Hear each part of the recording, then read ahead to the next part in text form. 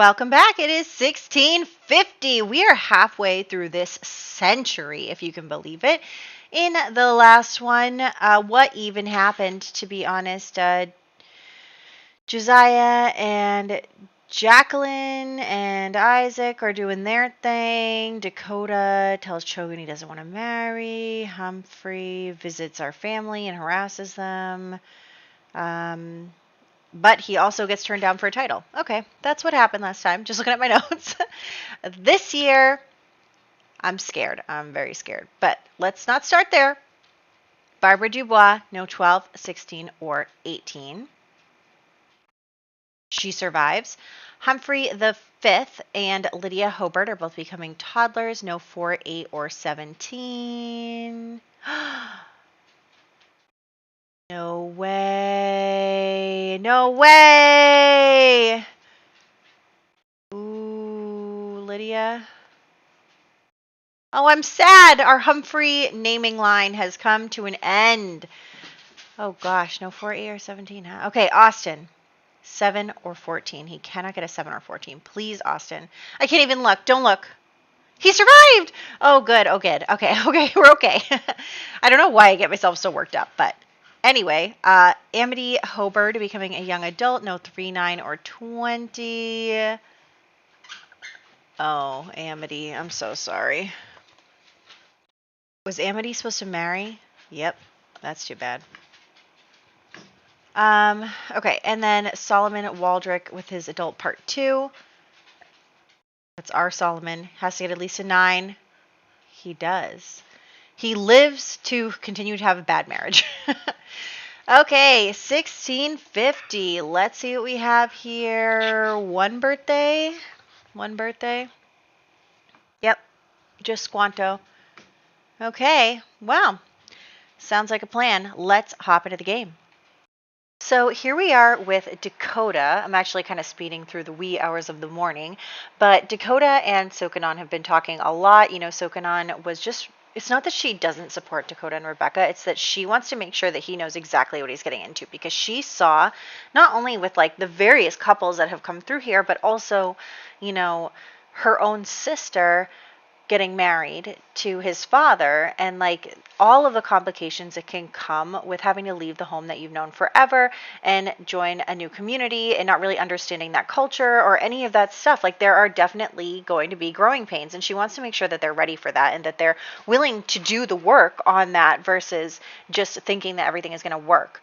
And so they have that conversation in the morning, but Rebecca comes over and her and Dakota have a serious conversation about it because they want to make sure they're going in eyes wide open, right? So he is talking with her about like what it's going to be like if she moves here and what that's going to look like, and what things have happened to other women like Priscilla or Odalina who have moved here and who have had a tough time. I mean, Odalina figured it out. She kind of kicked out Sokanon, which is awful. But there is drama around that too. And then the whole situation with Priscilla. And so it's kind of like, hey, like, are we ready to handle this together? Are we ready to work through it together? Are we ready to handle the drama? And, Rebecca does have some reservations about it, but she also knows that she loves Dakota and he loves her, and she has had to live in a turbulent situation her whole life with her brother. Well, I guess not before her parents died, but with her brother. And so because of all of that, like, she can handle it. She knows she can handle it. And, she's over here with everybody else, and they're getting to know everybody, and she is fitting in pretty well because she's such a sweet, nice young lady. And so they do decide to just elope in a small ceremony just in the forest area, whatever, and move in together. And she of course gets a pitiful dowry from her brother, but that's okay because they are going to be together now, and they are really excited about that, and they want to live happily ever after. So Dakota and Rebecca are now both Mr. and Mrs. Waldrick. Very exciting for them. And they rolled to have 9 babies. 9 babies. That is a lot of babies. That is so many babies. But that's okay because they are going to enjoy every moment of it. So let's get them all set up in the spreadsheet and the family tree and everything. Very exciting for them. We'll get them pregnant, and that'll be what we are doing with them for this day. Next, we will be headed to our main household for Austin's birthday. Very exciting. Austin is becoming a teenager, which is so much fun. I'm so excited to kind of let him start his own story, his like real, life, where he is going to start, thinking about marriage, thinking about his future. What does he want to do with his life? All this stuff. And so, but first, Solomon and Bernard need to have a real conversation. If you can hear the dogs wrestling in the background, I'm sorry. But Solomon and Bernard need to have a real conversation about their relationship, because as we've noticed, no matter what we do, they have had problems. I work so hard to get their relationship up, and it's immediately back down. They're autonomously being mean to each other. Like, just because I want them to stay together and live happily ever after doesn't necessarily mean that that is what is going to happen. And so, unfortunately, they need to have some hard conversations because their relationship is not going well. And not only that, but like they, after the fight with Humphrey last time, like they are definitely going to be outed. Like it's just really not in a good place, and they have to decide whether they can weather that storm. And honestly, it's very hard, especially for Solomon, because Solomon gave up so much for this life, and I don't think he regrets it. But he gave up his inheritance to his brother. He gave up his chances of ever marrying and having children of his own. Like, they came up with this plan where Bernard and Margaret got married, and like maybe down the line Margaret was going to have a baby with Solomon, but it just like didn't work out that way because she died so quickly. And it's just really, really tough because Solomon has given up everything, and he has his husband and he has the two children. They are his children as well. But like really, what does he have like in his life? He has this family, but he doesn't really have anything else. He doesn't even have property. Like he doesn't have anything.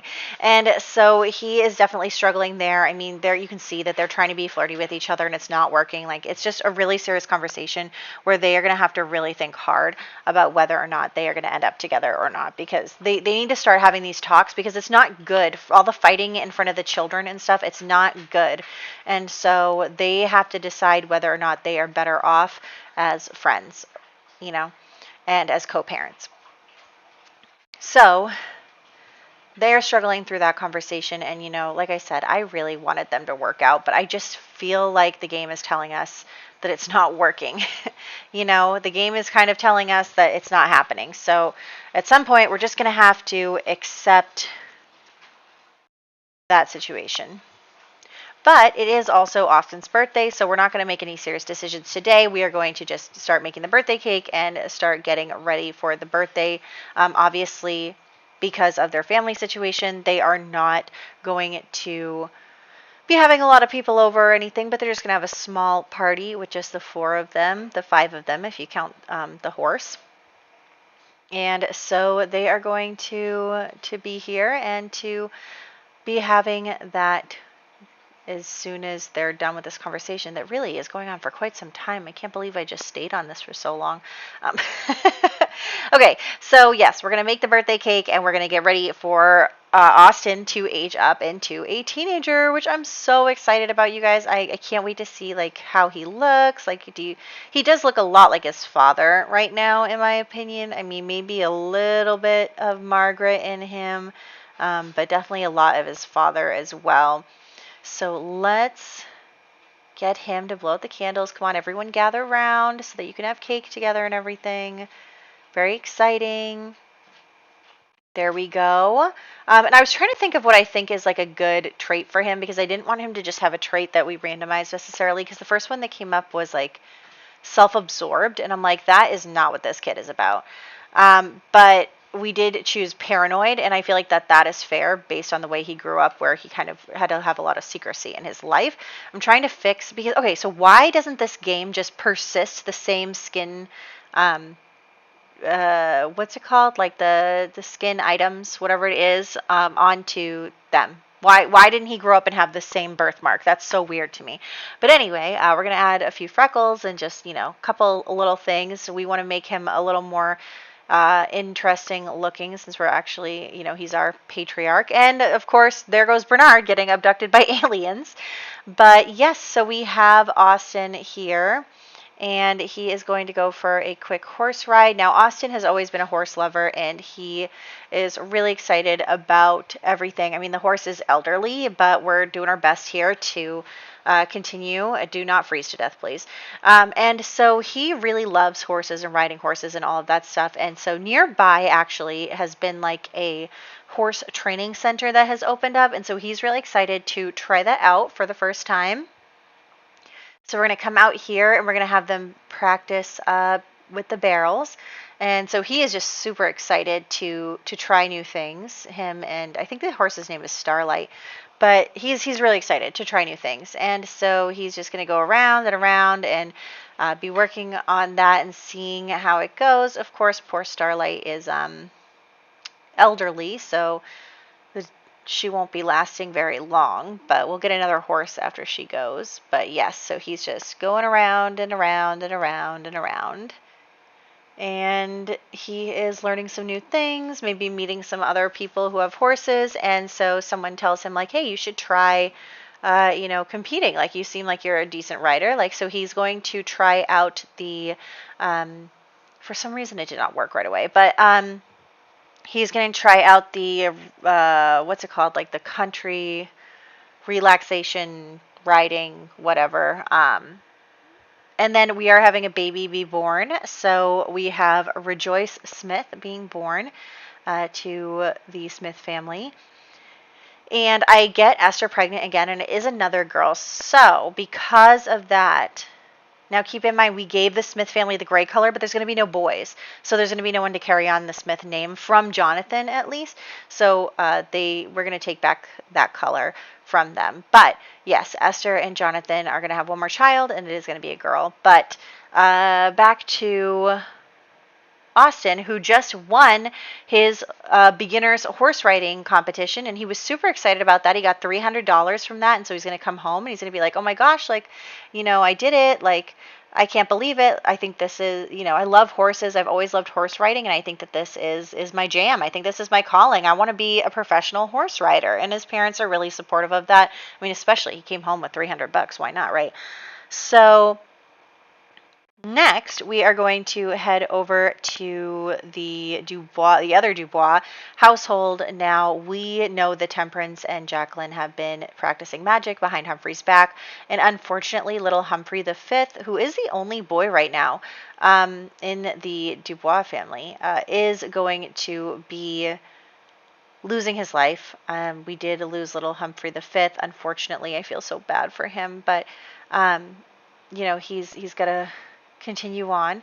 And so Temperance is devastated, obviously, and she's also really upset because like her husband is really upset that his only male heir did pass away. He was kind of hoping to raise him to be a captain like himself and like that whole thing.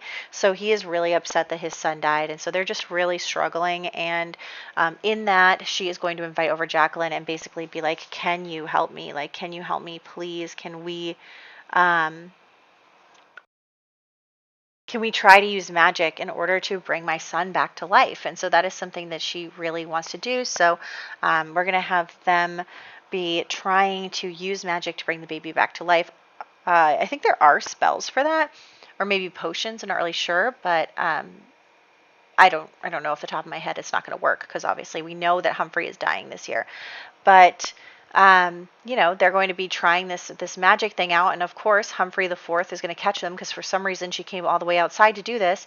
But basically he sees Jacqueline kind of doing some spells on his son's grave or whatever, because unfortunately the whole thing just disappeared. I didn't even get a gravestone. So, and so he's furious, obviously. He is furious seeing like her performing magic, especially on his son. And Temperance is trying to like calm him down, but he's like, she's a witch, right? So he is like, he fights her. He's like, how dare you, do something so against our Puritan values and all that stuff. And so they are fighting, and he's like, oh, just you wait. Like, I'm going to make sure that you burn for this and all that stuff. And Temperance is like, please, like, and he's like, you don't understand Temperance. Like, she is the one who has, used magic on you to trick you or whatever. Like, he definitely sees his wife as a victim. And Temperance is interesting because she likes Jacqueline. Jacqueline's like her best friend, and she likes doing magic, but honestly, she's scared of her husband in this moment because she's like, he's literally going to burn her at the stake, and he would burn me at the stake too, and what would happen to my children? And she just like worries and worries and worries, and so she's just kind of like keeps her mouth shut. She lets Humphrey. Why can't I use this item either? But she lets Humphrey bring Jacqueline to trial in front of everyone, and everyone is like shocked and appalled at the fact that she was basically desecrating a corpse, really. And so they're all like super upset, and I don't know why I can't burn her at the stake, so I'm just gonna light her on fire. But Jacqueline ends up being executed for her magic. And she does not rat out Temperance or anything. She totally understands. But Temperance feels so guilty for not sticking up for her friend more and for being afraid for herself. And, it's really a tough situation to be in because, like, she's got 3 kids at home and she is scared and she doesn't want to die as well. And so it's kind of hard for her in this moment to stand up for Jacqueline. And so she's really struggling with not only the guilt of that, but like the loss of her son and this kind of newfound knowledge that if her husband did ever find out that she was a spellcaster, that he would definitely kill her. And she is really scared by that. She's terrified by that. And so she doesn't really know where she wants to go from here. So back at home, we're just going to save and head out to another household. So the next place we're going to go is actually to Nyla Metacomet, who, as we know, made good friends with Nathaniel Harper last time. And so when she's out and about, she kind of seeks him out. They've become really good friends. And she sees him again, and she wants to spend some time with him. So we are going to send them off to the horse ranch area because it's really a bar is what I made it. So we'll see where we go with that, but she is really excited to see him all the time, and she definitely has a crush on him, and he has a crush on her, and they just like really vibe with each other because both of them kind of just want to exist, outside of their family's expectations. She has definitely had a lot of expectations pushed on her as well, especially now that her brother has passed. Like it's really quite dramatic. Like 2 of her siblings have died in horrible ways, but she just is trying to find some semblance of peace, and she loves the outdoors, and he does too, and they just really vibe with each other. And she disappeared, so we can't see her right now, but anyway, we're going to have them start flirting and crossing that line into crush romantic partner territory. We're not going to go super far, but she definitely has feelings for him and is very excited by that, and he has feelings for her, and they just both are feeling really good and really happy around each other all the time. Like, they seek each other out, they want to be around each other. It's just all really lovely. And so they do that, and they spend this time together, and they get flirty, and they become in a relationship. So they are both really excited by that. And then, of course, the 2 of them sneak off to woohoo without my permission. But you know what? Go ahead, kids. Go ahead. So yeah, they are really loving their newfound relationship. And so Nyla's going to go home, and she actually does want to confide in her father about all of this. Her mother is Sokanon, and she's not really around anymore. But she's not going to confide in Odalina.